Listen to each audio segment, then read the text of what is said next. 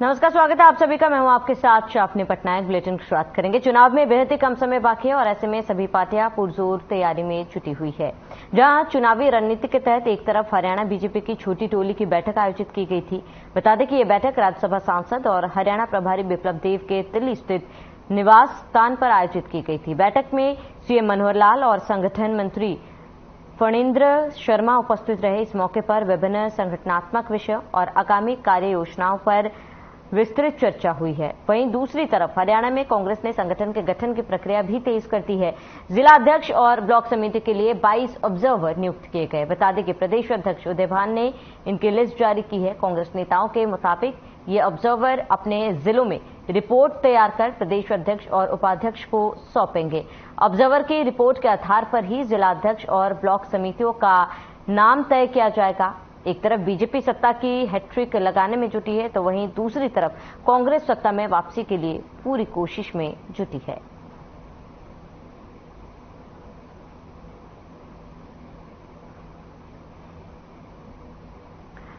तो आपको बता दें कि चुनावी तैयारियों में तमाम पार्टियां और पूरे दमखम के साथ तमाम पार्टियां मैदान में उतरने को तैयार है। जहां एक और बीजेपी द्वारा लगातार बैठक की जा रही है और वहीं दूसरी ओर कांग्रेस की बात की जाए तो कांग्रेस की तरफ से भी लगातार कई फैसले लिए जा रहे हैं, चाहे वो संगठन को लेकर हो। तमाम फैसले जो है वो कांग्रेस की तरफ से लिए जा रहे हैं। और वहीं इनेलो की बात की जाए तो इनेलो की भी अपनी तैयारी है, जेजेपी की भी अपनी तैयारी। लगातार जनता से रूबरू होने की कोशिश तमाम पार्टियों द्वारा की जा रही है। और आपको बता दें कि इस बार जनता का समर्थन किसको मिलता है ये देखना बेहद ही महत्वपूर्ण होगा।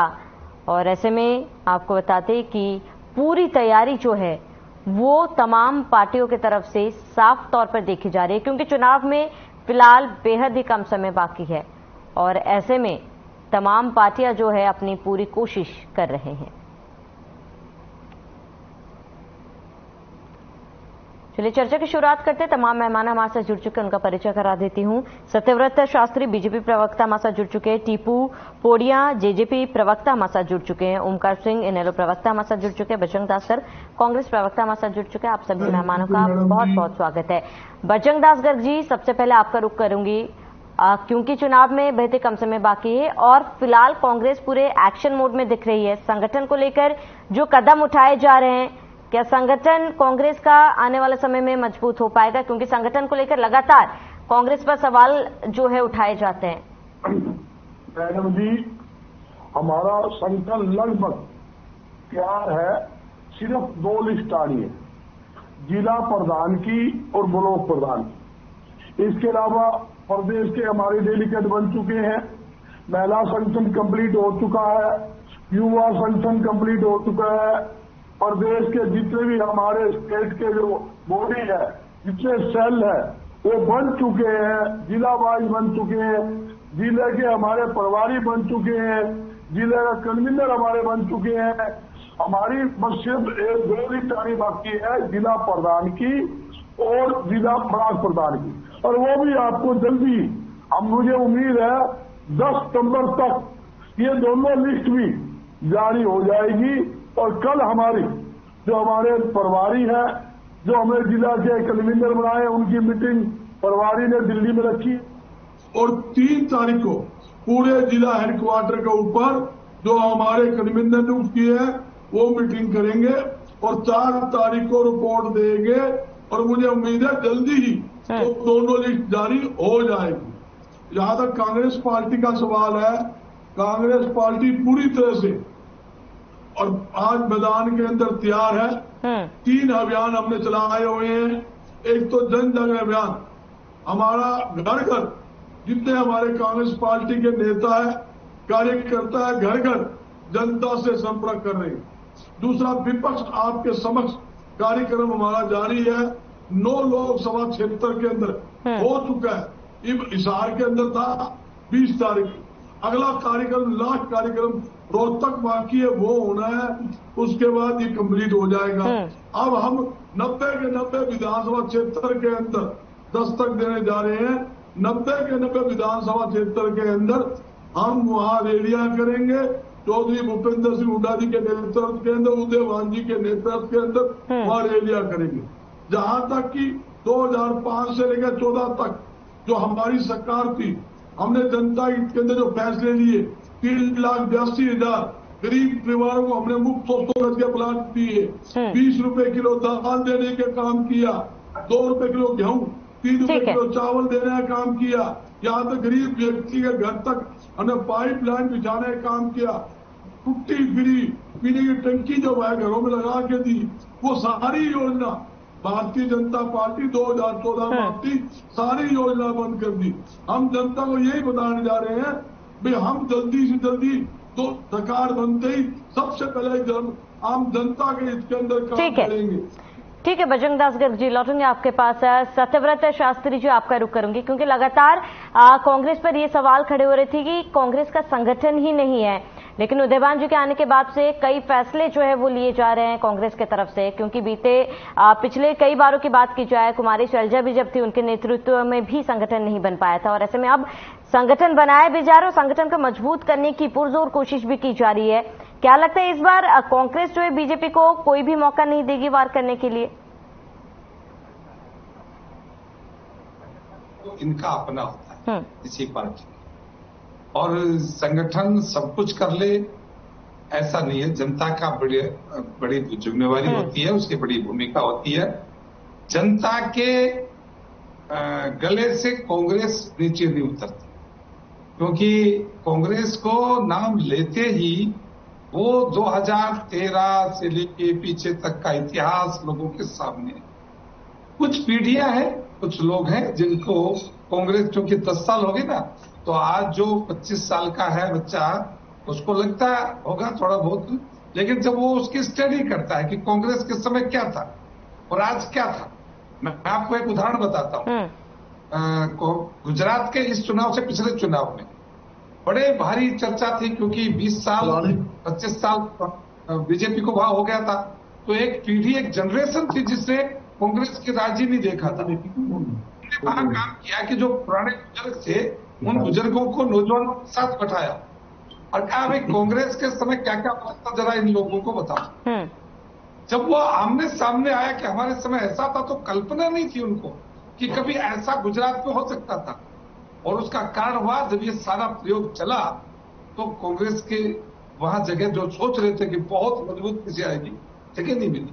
तो कांग्रेस के कुकृत्यों को एक बार जनता के सामने बताने का समय आता है, चुनाव के समय। हम बार बार इस प्रयोग को नहीं करते, लेकिन 5 साल सरकार और संगठन के माध्यम से काम करते हैं, और 5 साल के बीच में जब चुनाव आते हैं तो कांग्रेस का चेहरा दिखाते हैं, और वो बदरूप चेहरा जो है वो देखकर लोगों को सहज स्वाभाविक अनुभव हो जाता है कि ये चलने वाला चेहरा नहीं है। और दूसरी बात, बजरंग दास जी कह रहे थे कि बड़ी तैयारियां हैं और इतनी सारा हो गया, इतने सारे झमेले में तो भाजपा ने 2 बार संगठन बना लिया, आपका तो एक बार ही तैयार नहीं हुआ है। और संगठन बना भी लेंगे तो चुनाव में तो संगठन ने नेता चाहिए जी। संगठन तो चाहिए लेकिन नेता चाहिए। अब वो 9 साल तो इनका है नहीं, अब उसकी ओवरेज हो गया, 53-55 साल के को कौन कहाँ देखेगा, कैसे देखेगा, क्या विश्वास करेंगे। तो मामला कहने का मतलब यह है कि कांग्रेस कितनी भी चाह और किस प्रकार का भी काम करे जी, कांग्रेस देश के गले में उतरने वाली चीज नहीं। ठीक है सत्यव्रत जी, 2024 में एक बात पूरी करके, ठीक है, 2024 में वैश्विक नेतृत्व की नेतृत्व क्षमता प्रदान करने वाले भारत को, जो भारत के प्रति दुनिया की आस बढ़ी है, वो नरेंद्र मोदी जी के आने के 10 साल बाद 10 साल क्या और आज का अंतर देखेंगे तो स्पष्ट दिखेगा। और जनता ये मानती है कि 2024 में तो कम से कम विकल्प मोदी जी का नहीं, हम उसी तैयारी के साथ चल। ठीक है सत्यव्रत शास्त्री जी, लौटूंगा आपके पास। टीपू जी, आपका रुख करूंगी, क्योंकि आप सहयोगी सरकार में, और ऐसे में जेजेपी की क्या कुछ तैयारी है, इसके साथ ही कांग्रेस जो फिलहाल संगठन को मजबूत करने की कदम उठा रहे हैं, उस पर आपका क्या कहना है? देखो श्रीराम जी, जिस प्रकार आज कांग्रेस ने अपना संगठन बनाया है, हर दल अपना संगठन बनाता है, और पिछले कम से कम 8 साल तक कांग्रेस जो इतना बड़ा दल रहा है देश के अंदर, वो एक प्रदेश, एक हरियाणा प्रदेश के अंदर संगठन ना बना पाना, ये एक बड़ी विफलता है कांग्रेस की। और अब जैसे कांग्रेस की जो संगठन की जो लिस्टें आ रही हैं, जिस प्रकार इन्हीं की पार्टी के नेताओं के बयान जब हम पढ़ते हैं, प्रिंट मीडिया में छपते हैं, जैसे किरण चौधरी जी कहते हैं कि हमसे तो कोई सलाह नहीं ली गई, ये मीडिया कोऑर्डिनेटर तो कैसे बना दिया हमें तो पता नहीं है। तो इस तरीके की जो कांग्रेस के अंदर जो गुटबाजी है, उसका नुकसान चुनाव में आपको देखने को जरूर मिलेगा। और रही बात जननायक जनता पार्टी की, जननायक जनता पार्टी की देखो, सबसे पहले तो हमारे लोकसभा के चुनाव होने हैं, हम मान करके चल रहे हैं कि लोकसभा के चुनाव पहले होंगे, और लोकसभा के चुनाव के हिसाब से हमने पूरी तैयारी कर रखी है। 10 की 10 लोकसभा सीटों पर जननायक जनता पार्टी अपनी रैली कर रही है। सबसे पहले उन्होंने सोनीपत लोकसभा क्षेत्र की जो रैली करी, हमने जो रैली करी वो जुलाना के अंदर करी, जींद जिले में करी। उसके बाद हमने फरीदाबाद में करी, अब उसके बाद अब बिहारी महेंद्रगढ़ में करी। उसके बाद हम लगातार और हर लोकसभा क्षेत्र में रैली करने का काम करेंगे। और हमारी जो तैयारी है वो लोकसभा के हिसाब से और विधानसभा के हिसाब से, साथ के साथ विधानसभा के हिसाब से हम तैयारी कर रहे हैं। क्योंकि जो सहयोगी दल के नाते जो दुष्यंत चौटाला जी ने सरकार में रह करके बतौर मुख्यमंत्री जो लोगों के हितों के लिए, जनता के हितों के लिए जो काम किए हैं, उन कामों को लेकर के हम जनता के बीच में जा रहे हैं। जब वो हमारा 75% का जो वादा था वो हमने विधानसभा में पारित करवाने का काम किया। जब हमारी पार्टी की जो हमारी नेत्री रही है श्रीमती नैना चौटाला जी, उन्होंने हरी चुनरी चौपाल में एक वादा महिलाओं से किया था कि 50% आरक्षण हम महिलाओं को दिलाएंगे, चाहे वो बात रही हो। चाहे हम रोजगार के पॉइंट ऑफ व्यू से अगर हम बात करें, आज दुष्यंत चौटाला जी के प्रयासों से गठबंधन सरकार में अगर मारुति का प्लांट, जो एक मदर प्लांट जिसको हम कह सकते हैं, सबसे बड़ा प्लांट वो हम हरियाणा के अंदर जो बनने जा रहा है जी।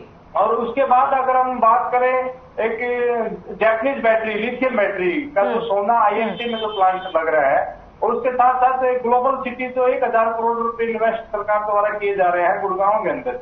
तो इस प्रकार अगर हम रोजगार के पॉइंट ऑफ व्यू से देखें, जो जनहित में और जो काम है, जो गठबंधन में रह करके बतौर मुख्यमंत्री दुष्यंत चौटाला जी कर सकते थे, जो घोषणाएं हमने की थी, उन पर आज हम खरा उतरे हैं और उन पर हम काम कर रहे हैं। जो बची हुई चीजें हैं उन पर भी हम जल्द ही जो बचे हुए। ठीक है टीपू जी, मैं लौटूंगा आपके पास। ओमकार सिंह जी, आपका रुख करूंगी, क्योंकि लगातार जो सवाल कांग्रेस पर उठाए जा रहे थे कि कांग्रेस का संगठन ही नहीं है, जब कांग्रेस का नेतृत्व सही नहीं है तो कांग्रेस चुनाव कैसे लड़ेगी। लेकिन अब संगठन की तरफ कई कदम कांग्रेस की तरफ से उठाए जा रहे हैं, आपका रिएक्शन इस पर? देखिए श्रावणी जी, प्रत्येक पार्टी अपने आप अपना संगठन बनाती है। कांग्रेस क्या कर रही है, क्या नहीं कर रही है, उसका संगठन बना नहीं बना, ब्लॉक प्रधान नियुक्त हुए, हल्का प्रधान नियुक्त हुए, हमें इससे क्या लेना? हमें तो अपने से मतलब है कि हमारी पार्टी क्या कर रही है। आज प्रदेश की जनता का प्रत्येक वर्ग दुखी है और जनता बदलाव चाहती है। जनता झूठों और झमेलों से बाहर निकलना चाहती है। लेकिन ओमकार सिंह जी, देखिए, कांग्रेस का संगठन मजबूत होगा कहीं ना कहीं इनेलो के लिए तो एक बड़ी चुनौती रहेगी ही ना। देखिए, कांग्रेस का संगठन मजबूत होगा या नहीं होगा, इससे हमारी मेहनत में तो फर्क नहीं पड़ने वाला ना। हमें पक्की पकाई रोटी तो नहीं मिलने वाली, मेहनत तो हमने करनी है। और लोकतंत्र में जो भी पार्टी मेहनत करती है, जनता उसको उसका फल देती है। लेकिन मैं मौजूदा 2 पार्टियां सत्ता में है, बीजेपी और बीजेपी, इनके बारे में एक 2 बात जरूर करना चाहूंगा कि आज प्रत्येक वर्ग दुखी है। महंगाई, भ्रष्टाचार, बेरोजगारी, अपराध, पेपर लीक, जिसमें तो हरियाणा नंबर 1 बन चुका है। इसके साथ ही परिवार पहचान पत्र और प्रॉपर्टी ID, इन्होंने जनता को दुखी करके रख दिया है। पीले कार्ड और पेंशन काटने की व्यवस्था जो इन्होंने करी है ना, ये बीजेपी के कफन में आखिरी कील साबित होगी। चौधरी अभय सिंह चौटाला जी ने जो बोला है कि 7500 रुपए महीना पेंशन करेंगे, हर माह 1 गैस सिलेंडर फ्री देंगे, 1100 रुपए लून पानी का खर्चा देंगे, क्योंकि महंगाई से त्रस्त है। प्रत्येक घर में एक रोजगार देंगे, बेरोजगारी भत्ता अगर नहीं दे पाएंगे रोजगार तो 21,000 रुपए देंगे। इनके जो बिजली के मीटर जो चाइना के, वैसे तो बीजेपी वाले चाइना चाइना चाइना चाइना बोलते हैं, बिजली के मीटर पूछना शास्त्री जी के काम के हैं, ये चाइना के मीटर हैं। आज देखिए, बल्ब 100 वाट का था, 200 वाट का था, बल्ब तो आ गया 6 वाट और 7 वाट के ऊपर। बिजली का बिल 250 रुपए से 5000 तक पहुंच गया। ये मीटर उखाड़ के ऐसे मीटर लगाएंगे जिनकी गिरारी 500 रुपए पे आके रुक जाएगी। और परिवार पहचान पत्र को रद्द करेंगे। OPS जो कांग्रेस ने बंद करी थी उसको दोबारा से लागू करेंगे। और एक बात कहना चाहूंगा, हरियाणा में ना काट की आंधी दोबारा नहीं चढ़ती होती। जनता ने चढ़ाई भी नहीं, जनता ने उतार दी थी। मैं अपनी बात भी बताऊंगा। ठीक है। जनता ने 40 सीटें बीजेपी को दी, 50 इनके विरोध में डाली। लेकिन कुछ सत्ता के लालची लोग जो कहते थे हम चौधरी देवीलाल जी के असली विरासत हमारे पास है, वो 10 सीटें ले गए। वो कहते थे तारी मोदी न्यूज है, मोदी न्यूज है। जो कहते थे ब्याह खट्टर का फोटो मोदी की, जो कहते थे इनको यमुना पार छोड़ के आएंगे, वो इनकी गोदी में बैठ गए। जनता आज अगर सबसे ज्यादा विश्वासघात वाली पार्टी मान रही है तो जेजेपी को मान रही है। अगर जेजेपी विश्वासघात न करती तो ये 5 साल जो जनता खून के आंसू रोए है वो न रोती। लेकिन ये जेजेपी वाले जो कहते हैं हमारी 10 सीटों पर लोकसभा में तैयारी है, एक बात कहना चाहूंगा, इनको जो 10 सीटें मिली है ना, वो वोटर न्यायालयों का था।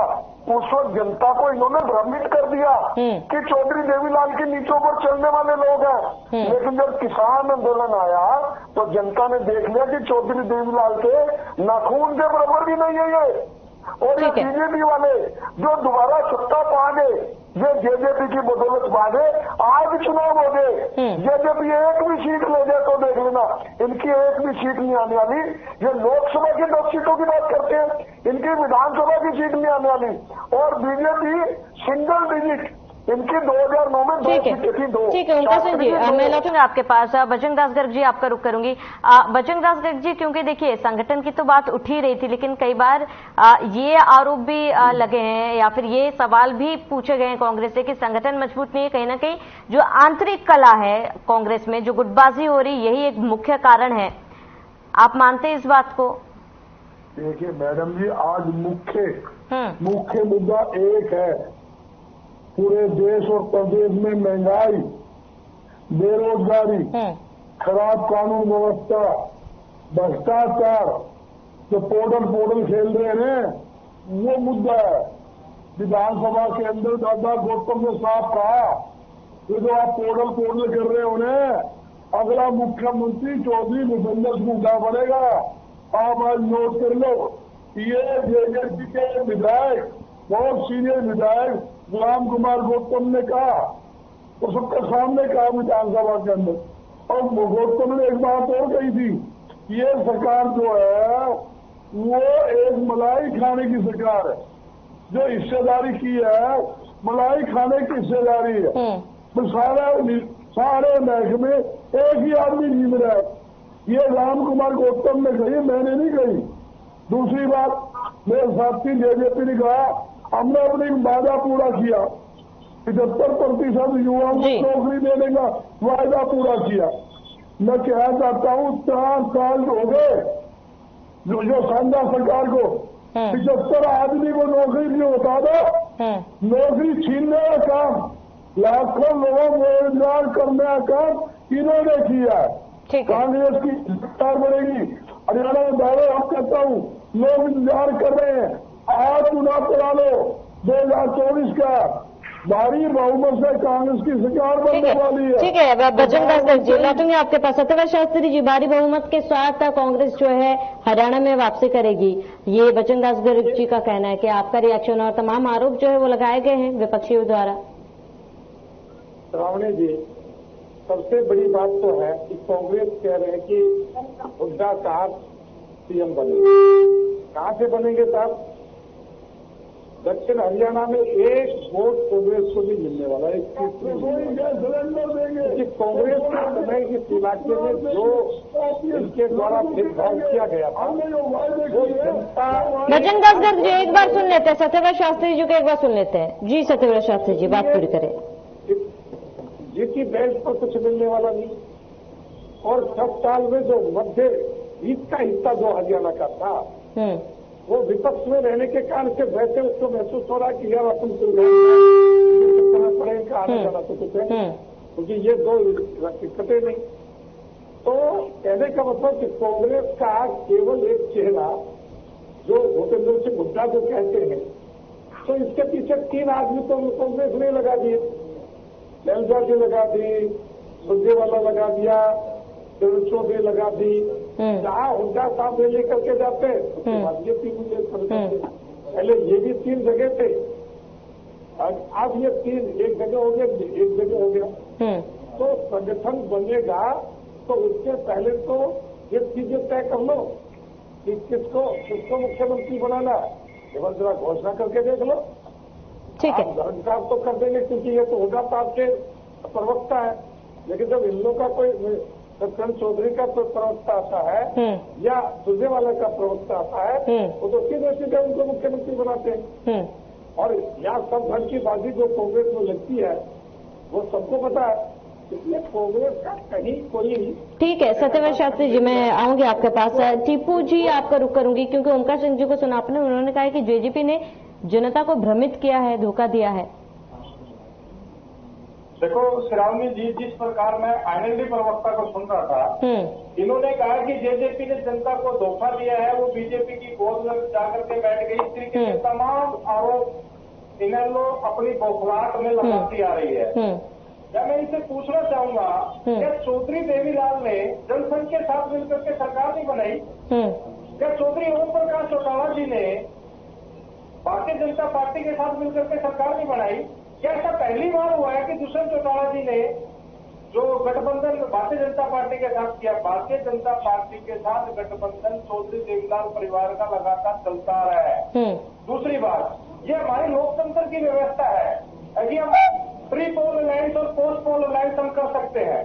अगर जननायक जनता पार्टी ने 10 सीटें ली, 10 सीटें जीती, उन्होंने सिर्फ भारतीय जनता पार्टी के खिलाफ चुनाव नहीं लड़ा, हमने कांग्रेस के भी खिलाफ चुनाव लड़ा है। आज अगर 10 सीटें दुष्यंत चौटाला जी की उस सोच पर मोहर लगी है। अगर पिछली विधानसभा की हम बात करें, भाई हमने 17% वोट बैंक हमने हासिल किया।